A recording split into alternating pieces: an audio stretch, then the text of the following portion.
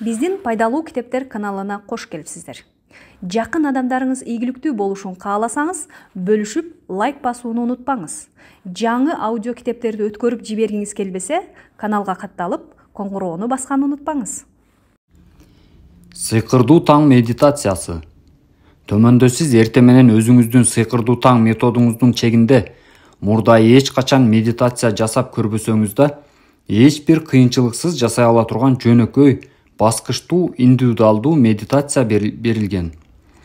Медитацияны баштаардан мурда ага психологиялык жактан даярданып жана андан эмнени күтөрүңүздү аныктап алгандыгыңыз маанилүү.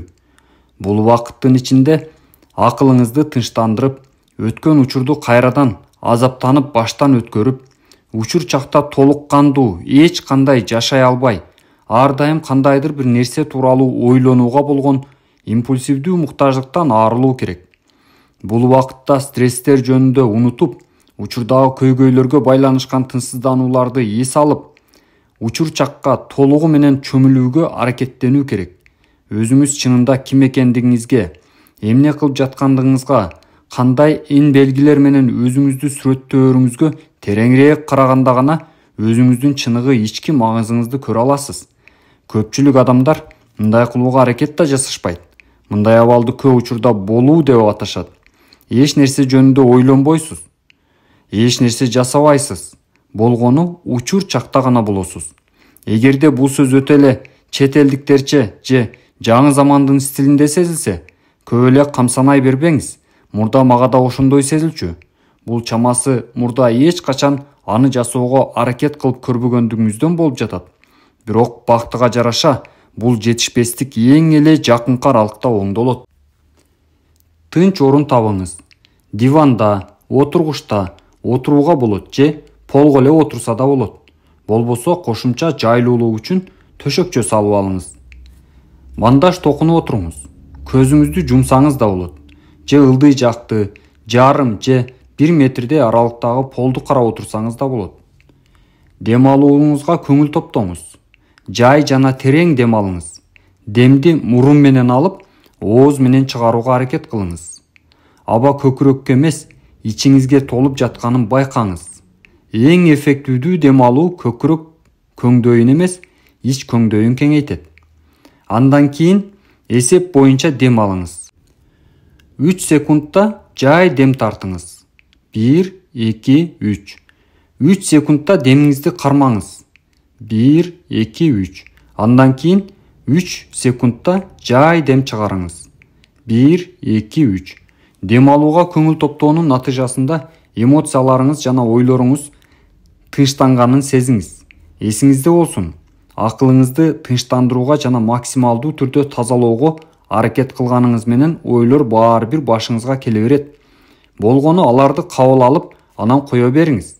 А өзүңүз кайрадан дем алууңузга көңүл топтоңуз. Эсиңизде болсун, бул учурда кандайдыр бир нерсе жөнүндө ар дайым ойлонууга болгон жататма, импульсивдүү муктаждыктан, стресстен арылышыңыз керек. Учурдагы көйгөйлөр тууралуу тынчсыздануудан эс алышыңыз керек. Бул учурда сиз толугу менен азыркы өтүп жаткан убакытта болушуңуз керек. Жогоруда айтып кеткендей, бул практиканы көп учурда болуу деп да аташат. Сизге кандайдыр бир нерсе жөнүндө ойлонуунун кереги жок, жөн гана болуу керек. Өзүңүздүн дем алууңузду байкоону улантыңыз.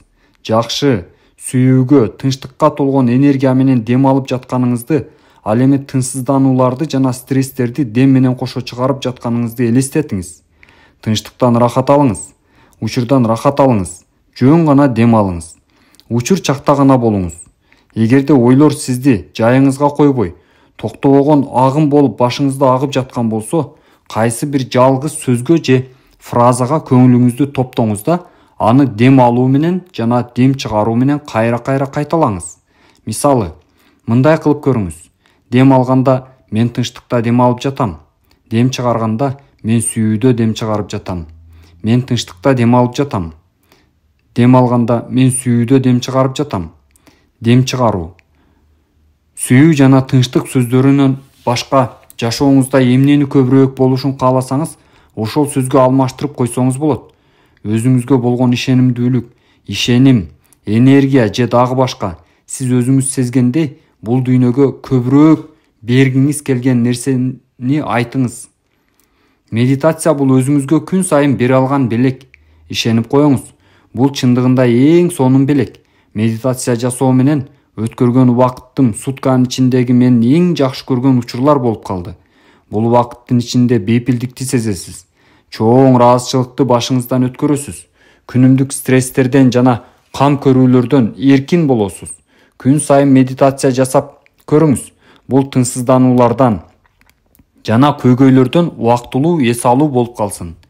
Күнүмдүк медитацияны жасап бүткөндөн кийин албетте сиздин көйгөйлөрүңүз эч кайда жоголбойт. Бирок сиз аларды бир топ даана фокуста көрө аласыз жана аларды чечүүгө бир топ жакшы даярдык көрөсүз. Тынчтык, унчукпай отуруудагы ойлор. Тынчтыкта убакыт өткөрүүнүн бир конкреттүү жалгыз туура ыкмасы жок. Бул учурда дуба кылсаңыз болот, медитация жазсаңыз болот. Тагдыр эмне үчүн? Тагдырга ыраазы болсоңуз, ошол нерсеге көңүл топтосоңуз болот, же болбосо жөн гана терең ойго батып отурсаңыз болот. Моюнга алам, алгаш толук тынчтыкта унчукпай отуруу, өзгөчө медитация жасоо мен үчүн бир топ кыйын болду. Себеби бала чагымда мага врачтар көңүл буруу дефицити жана гиперактивдүүлүк деген диагноз коюшкан. Бул диагнозго ал гана эмес, көңүл буруу дефицити жана гиперактивдүүлүк психикалык оору деп эсептөө керек экенине макулмун деп айта албайм. Негизи бул сөз кылуу үчүн таптакыр башка тема. Бирок мойнума алышым керек. Тынч отуруу жана акылыңды бошоңдотуу мен үчүн жөнөкөй эмес милдет. Эреже катары менин ойлорум башымда дээрлик токтобостон пинбол шариктери сымал бири тигил жакка, бири бул жакка чуркайт. Ошондуктан башында өзүм тынч отурганым менен мээмдеги ойлорумдун кутургандай жарышы токтогон жок. Мен үчүн абдан кыйын милдет болгон тынч отуруунун жана акылды тазалоонун мүмкүн эместиги бул жөндөмдүн иштелип чыгышына максаттуу түрдө киришүүгө мажбур болгондугумдун негизги себеби болду.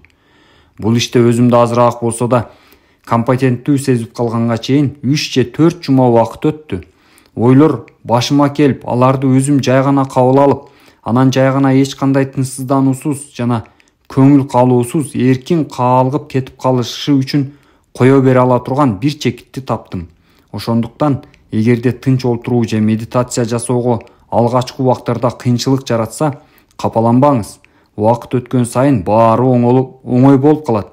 Максаттуу тынчтыктын узактыгын айта турган болсок, мен 5 мүнөттөн баштоону сунуштайт элем. Бирок кийинки беттерде бул практиканы жашоонун жакшырышына артыкчылыктарын канткенде бир гана мүнөт убакыт кетирип пайдаланууга болоорун үйрөтөм. Алгаш жасай баштаганда мен тынчтыкта бейпил жана өзүмдү бошоңдотуп отурчумун, дуа айтчумун, медитация жасачумун. Тагдырга эмне үчүн ыраазы экендигим тууралуу ой жүгүртчүмүн жана 5 мүнөт бою жөн гана терең дем алчумун. Ишенип коюңуз, бул кандай гана күн болбосун, анын эң сонун идеалдуу башталышы. Аффирмациялар. Аффирмацияларды кайталоо ишенимге алып келет. Ал эми бул ишеним терең ишеничке айланганда гана баары башталат. Мухаммед Али, боксер. Түпкү аң сезимиңизди сиз өзүңүз ийгилик экениңизге ишендиргенге чейин жолу болбогон адам боюнча кала бересиз. Аны аффирмациянын жардамы менен жасоого болот. Бул метод чындыгында эле иштейт. Флоренс Шин, америкалык сүрөтчү жана жазуучу аял. Мен абдан улуу адаммын. Мухаммед Али бул сөздөрдү уламдан улам кайталап айтчу. Анан чынында эле эң улуу адам болуп калды. Аффирмация жашоодо эмне кааласа баарына жете алган кишиге тез аранын ичинде айландыруучу абдан эффективдүү методдордун бири. Аффирмация жашоонун баардык тармактарында кийинки деңгээлге өтүү үчүн талап кылынган дүйнө таанымды, ойлорду, ишеничтерди, багытталууну долбоорлоого, андан кийин өнүктүрүүгө мүмкүндүк берет. Биздин коомдогу абдан ийгиликтүү жана атактуу адамдардын кээ бирлери Уилл Смит жана Джим Керри, Сьюз Орман жана Мухаммед Али, Опра жана башка көптөгөн адамдар позитивдүү ой жүгүртүүнүн жана аффирмациянын колдонуу алардын ийгиликке алып жана байлыкка карай кеткен саякатында абдан чоң жардам бергенин ачык жарыялашканы кокусунан эмес. Сиз муну аңдап түшүнүп жүрөсүзбү же жокпу? Бирок адамдын өзү менен өзү сүйлөшө билүүсү жалгыз акылдан адашкандыктарга гана таандык эмес нерсе. Биздин ар бирибиз дээрлик эч токтобостон өзүбүз менен өзүбүз сүйлөшө беребиз. Мунун көпчүлүк бөлүгү аң сезимсиз абалда өтөт.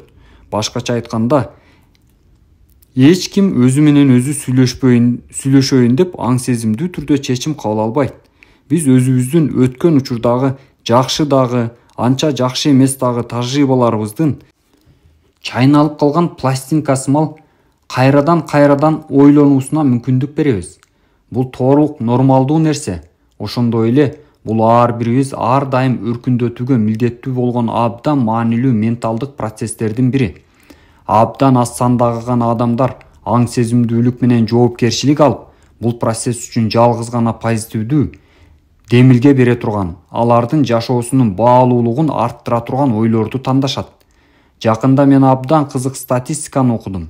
Көрсө, бир күндүн ичинде аялдардын 80%-ында өзү, дене мүчөсү, жумушундагы эффективдүүлүгү, алар тууралуу айланадагылардын пикири жана башка жөнүндө өзүн өзү кемсинткен ойлор пайда болуп турат экен. Эркектерде бул азыраак өлчөмдө болгону менен дээрлик ошол эле нерсе болуп турганында эч бир шегим жок. Ал эми сиздин өзүңүз менен болгон сүйлөшүү, ден соолук болсун, байлык болсун, айланадагылар менен болгон мамиле болсун, жашоонун ар кандай тармагындагы сиздин ийгилигиңиздин деңгээлине абдан чоң таасир көрсөтөт. Аффирмация сизге каршы иштейт же сизге жардам берет. Баары сиз аны кантип пайдалангандыгыңыздан көз каранды болот. Эгерде сиз кайталай турган аффирмацияларды аң сезимдүү түрдө даярдап албасаңыз жана кылдаттык менен тандабасаңыз, өзүңүздүн коркууларыңызды, өзүңүзгө болгон ишенимсиздигиңизди жана баштан өткөн тажрыйбалардын чектөөлөрүн кайталай жана бекемдей берериңиз шексиз. Бирок эгерде сиз аффирмацияларды жашоодо жеткиңиз келген нерселердин баары менен шайкеш келгидей кылып түзүп, оюңуздан чыгарып жана жазып алсаңыз, ошондой эле күнүгө аларды кайталап айтууга, үнүн чыгарып айтуу идеалдуу болмок. Милдеттеме алсаңыз, алар дээрлик заматта сиздин түпкү аң сезимиңизге абдан чоң эффект берет.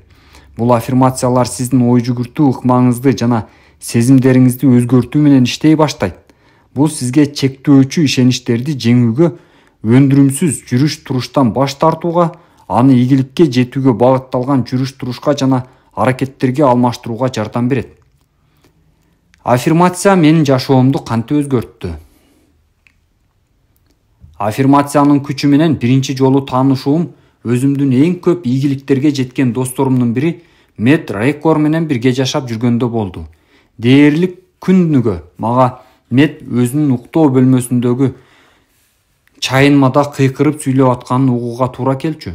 Ал мага бир нерсе деп кыйкырып жаткан экен деп ойлоп, анын эшигине чуркап келип, мен тагдырымды контролдойм, мен ийгиликке татыктуумун, мен бүгүн коюлган максаттарыма жетүү үчүн жана кыялымдагы жашоону куруу үчүн жасоого милдеттүү болгон нерселердин баарын жасайм деген сыяктуу нерселерди кыйкырып айтып жатканын укчумун.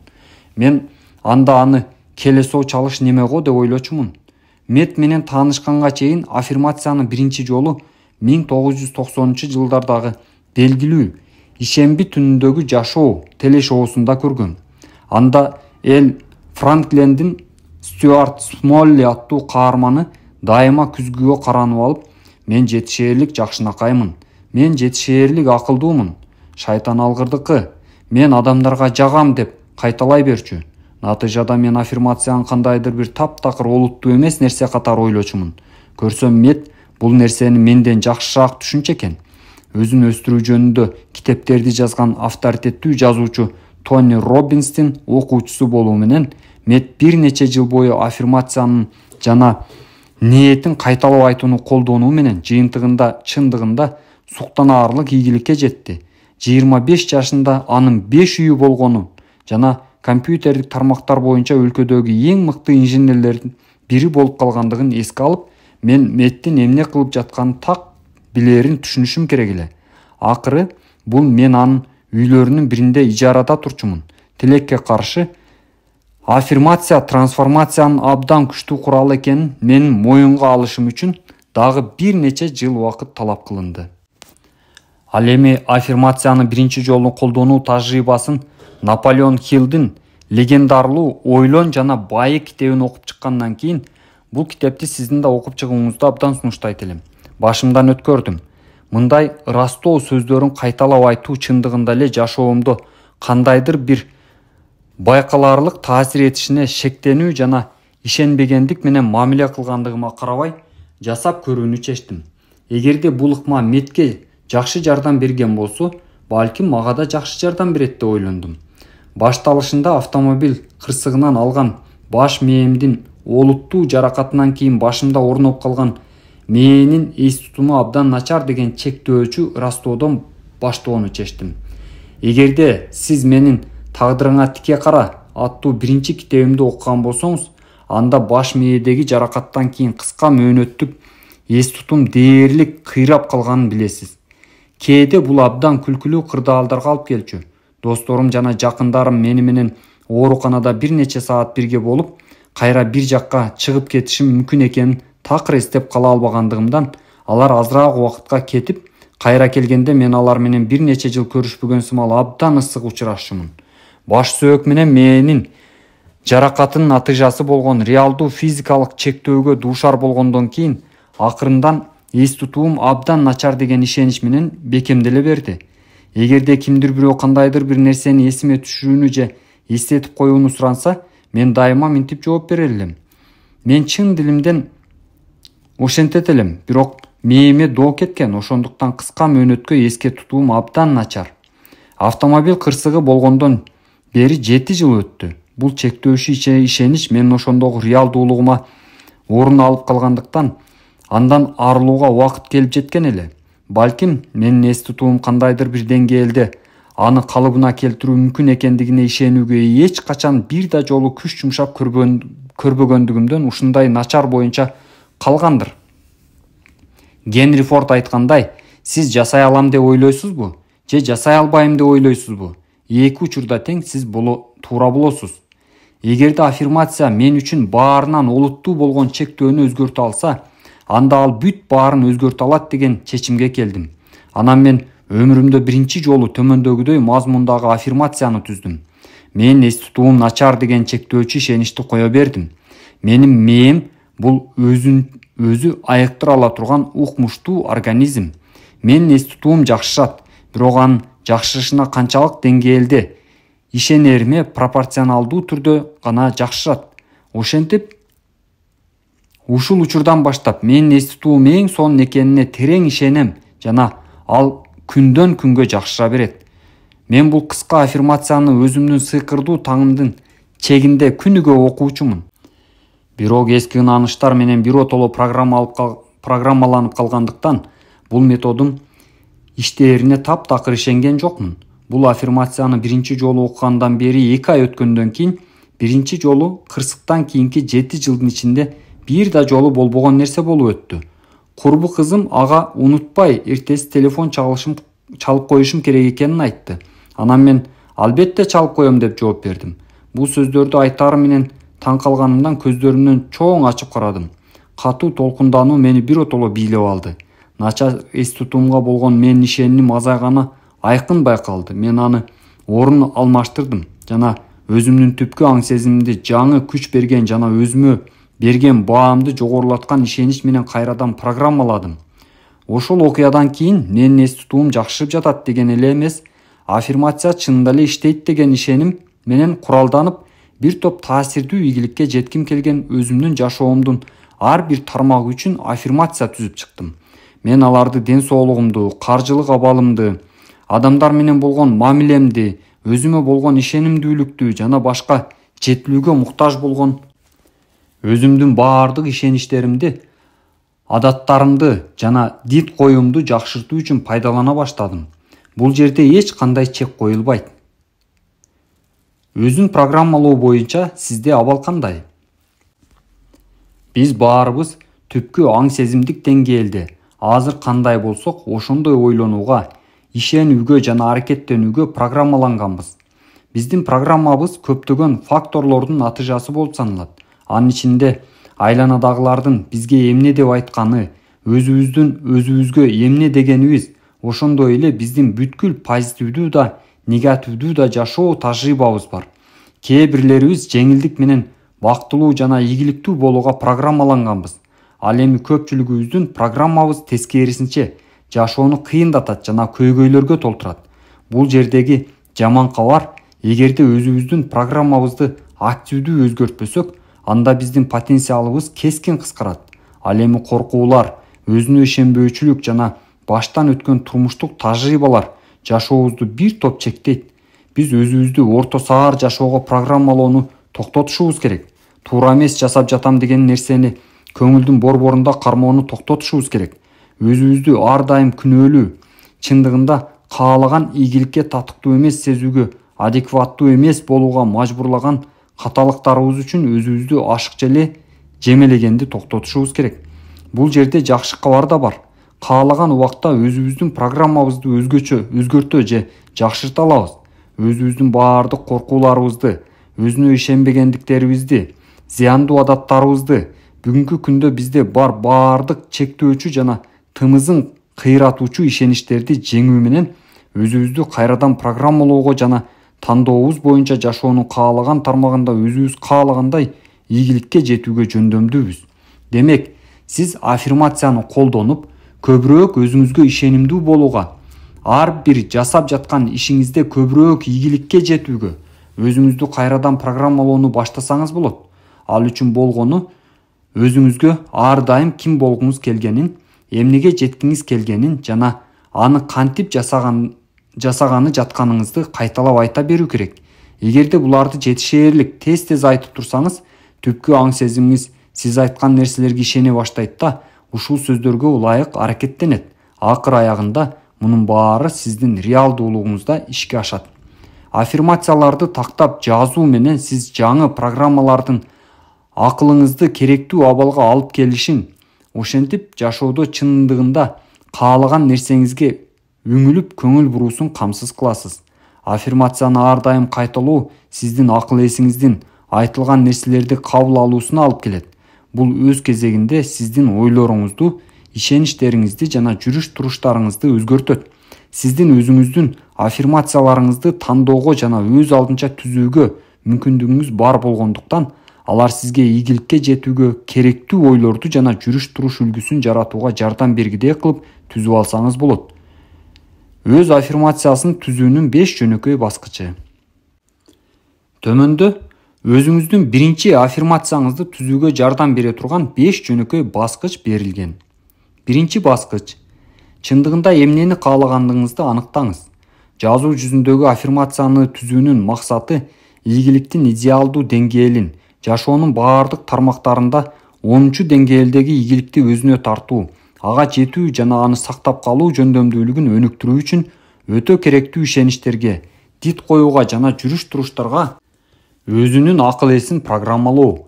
Ошондуктан аффирмацияңыз биринчи кезекте сиздин эмне каалаганыңызды, сиз жакшыртууга ниеттенген ар бир тармакта сиздин идеалыңыздын кандай экенин болушунча тагыраак чагылдырышы керек.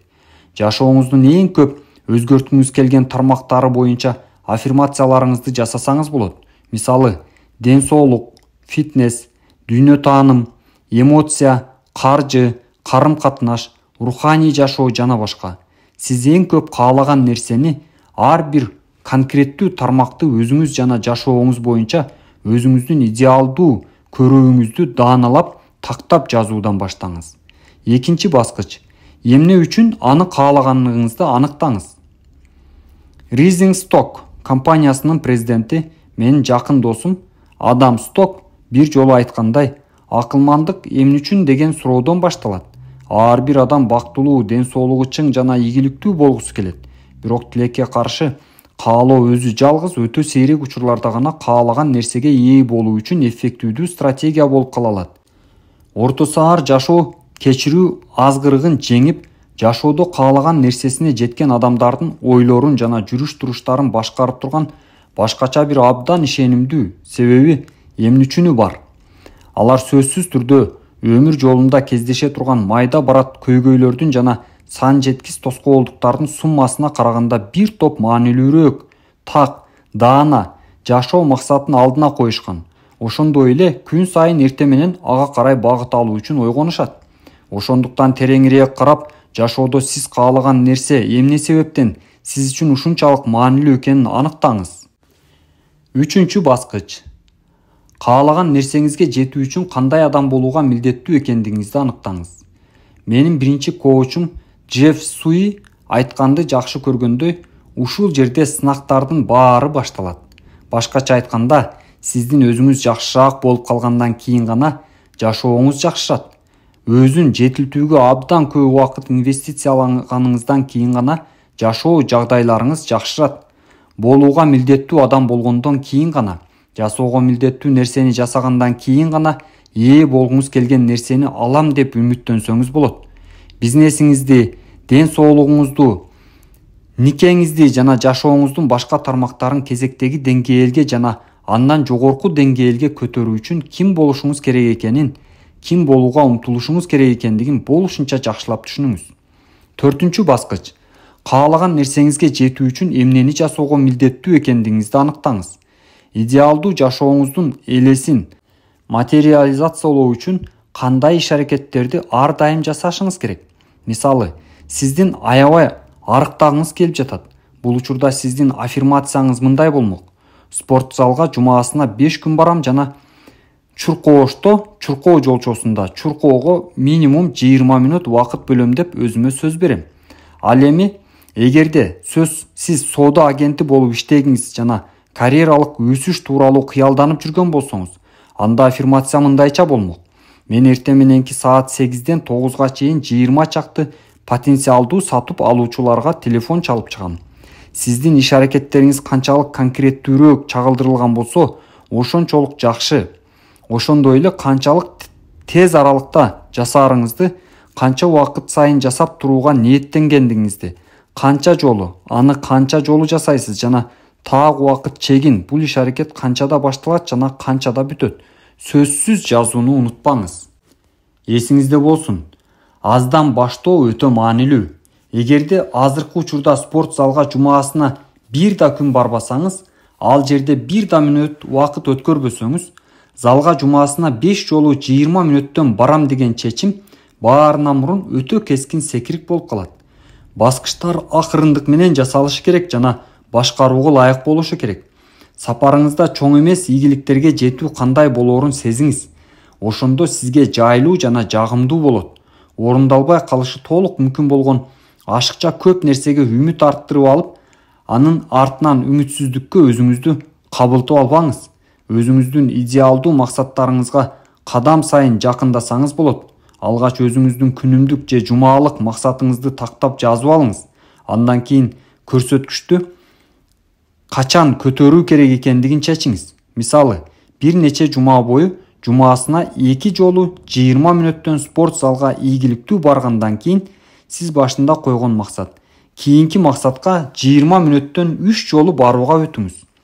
5-чи баскыч. Шыктандыруучу цитаталарды жана философиялык ойлорду аффирмацияңызга кошуңуз. Мен дайыма жана баардык жерден цитаталардын жана философиялык идеяларды издеп таап, аларды көп учурда өзүм түзгөн аффирмацияларга кошом.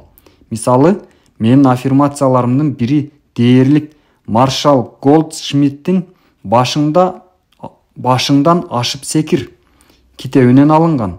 Анда мындай деп айтылат: баардык беделдүү адамдардын эң биринчи жана эң маанилүү айырмачылыгы өзүн дүйнөдөгү эң маанилүү адам сезүүгө жетем деген чын жүрөктөн умтулуу жөндөмү.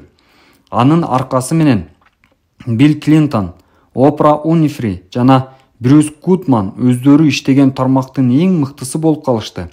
Мен дагы баардык байланышкан адамдарым менен болгон мамилемде ушунтайча жасайм. Ал эми мен дагы бир башка аффирмациямда мындай делинет: өзүңдүн эффективдүүлүгүңдү максималдаштыруу үчүн иш-аракеттин бир түрүнө же бир долбоорго 3-5 сааттык убакытты бөлүңүз, же жумуш күнүнүн жарымын саат сайын ар кандай милдеттерге өтө бербеңиз деген Тим Ферристин кеңешин колдоном. Сизди шыктандырган сөздөрдү көргөн же уккан сайын, сиздин өзүңүзгө берген бааңызды бекемдей турган, сизди ойлонто турган философиялык концепцияны же стратегияны кездештирген сайын, бул мен өзүмдү өстүрүп жеткилен кыла турган тармак деп бул ойду өзүңүздүн аффирмацияңызга кошуңуз.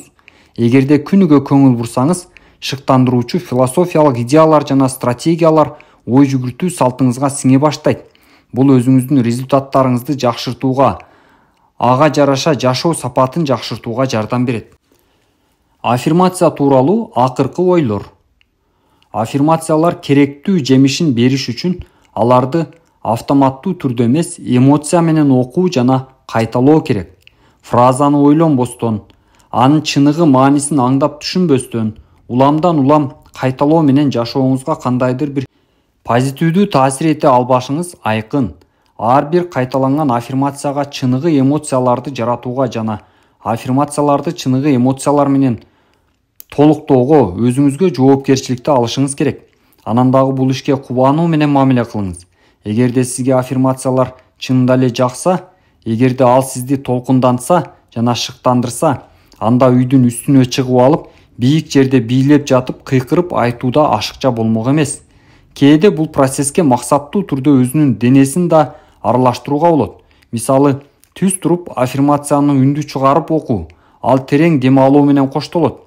Айтып жатканда муштумду түйүп турса же дене чыңдоочу көнүгүүлөрдү жасаса да болот. Физикалык активдүүлүктү аффирмацияларды окуу менен айкалыштыруу дене менен акыл эсти байланыштырып иштетүүнүн эң жакшы жолу. Эсиңизде болсун, аффирмация эч качан толугу менен так айтылбайт. Аны ар дайым жаңылап турууга туура келет. Сиз окуган, үйрөнгөн сайын, өсүп өнүккөн сайын сиздин аффирмацияңызда өсүп өнүгүшү керек. Эгерде алдыңызга жаңы максат койсоңуз, жаңы кыял тапсаңыз, жашооңузга интеграциялагыңыз келген жаңы адаттарды же философияны кездештирсеңиз, аларды өзүңүздүн аффирмацияларыңызга кошуңуз.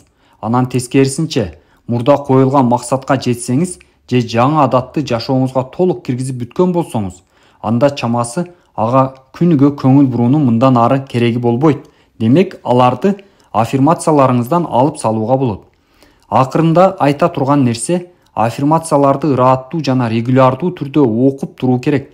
Ооба, сиз аларды күнүгө окушуңуз керек. Тренажер залына өз убагында барып туруу туура жана натыйжалуу болгон сыяктуу эле аффирмацияларды айтууну да өз убагында жасап туруу керек. Эгерде сиз аффирмацияны окууну өзүңүздүн күн тартибиңиздин ажырагыс бир бөлүгү кылбасаңыз, өзгөчө бир байкалаарлык результат көрбөйсүз. Жашоону трансформациялоонун 30 күндүк программасын негизги идеяларынын бири куткаргычтар топтомуна кирген баардык практикалар окурманга адат болуп калышына жана аларды көп күч жумшабай жасай алышына шарт түзүү. Дагы бир көңүл бура турган нерсе, бул китепти окуу же дагы бир башка китепти окуу аффирмацияларды окууга барабар. Сиз окуган нерселердин баары кандайдыр бир деңгээлде сиздин ойлоруңузга таасир этет. Өзүн жетилтүү боюнча китептерди дайыма окуу менен өзүңүздүн мээңизди ийгиликке карай кеткен жолдо жардам бере турган ойлор жана ишеничтер менен программалайсыз.